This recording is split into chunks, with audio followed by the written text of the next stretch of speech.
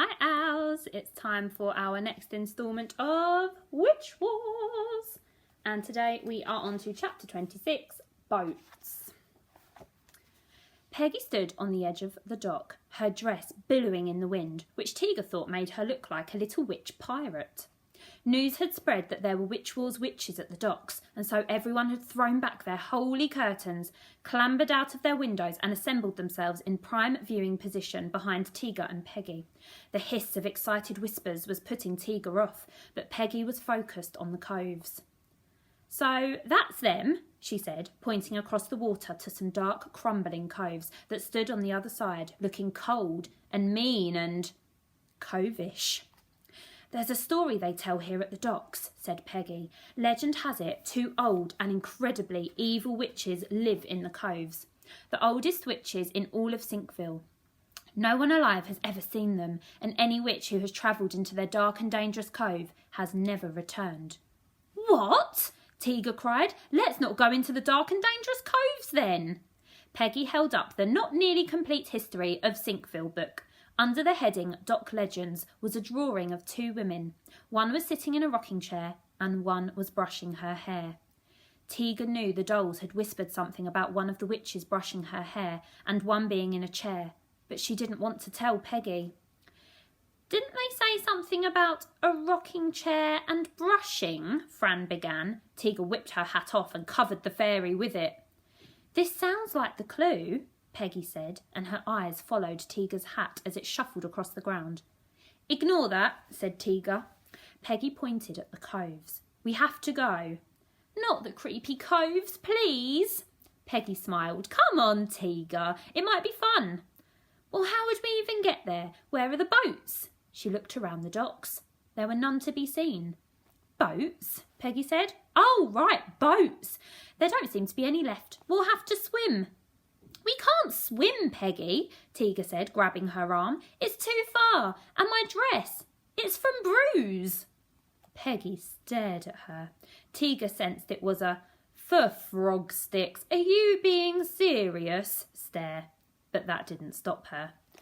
"The lace, Peggy, it might snag on a rock or a fish might nibble it." Peggy raised an eyebrow. "Oh, sorry, Aggie Hoof. I didn't realise that dress was so important to you." Tiga realised she was going to have to do it. "Oh, OK, you're right," she said, and she plunged into the murky water. "Did you say boat?" someone croaked. An old witch appeared beside Peggy with a little rowing boat.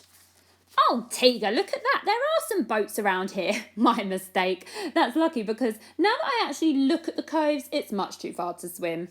"Yes, thank you, old croaky witch lady. We will take the boat." Chapter 27. The Cove Witches. Peggy was rowing enthusiastically, like an excited pirate on fast forward. Tiga was wringing the water out of her dress and glaring at her, and Fran was in a huff on the handle of the oar. "This is terrifying," Peggy said brightly. Fran shook her head at Tiga.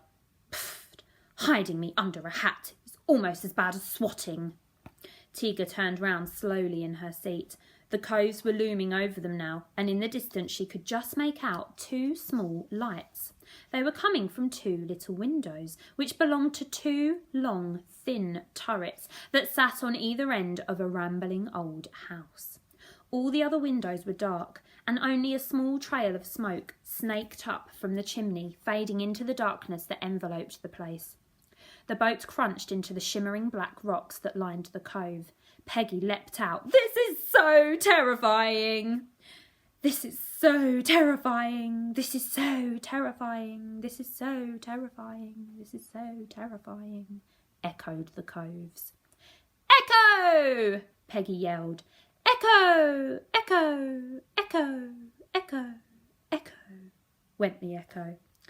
"Hello, Echo!" Peggy squealed, clearly enjoying herself. Tiga had read enough books to know that this was the bit when instead of saying "hello, Echo" back, the echo would say something creepy like "hello, Peggy, hello, Peggy, hello, Peggy." But it didn't.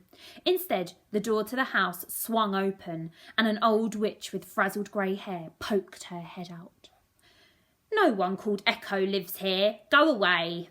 Peggy and Tiga jumped. Fran dived onto the rim of Tiga's hat and curled it over herself to hide. Looking for... Peggy stuttered. The Cove witches, Tiga said, taking off her hat and shaking Fran off it. The witch raised an eyebrow. Eh? We're looking for the Cove witches, Tiga said again, more shakily. The witch stepped out from behind the door. She was wearing a beautifully structured black gown covered in huge silk roses. You are both witches, correct? Tiga and Peggy nodded. And you are standing in the coves, correct? Tiga and Peggy nodded.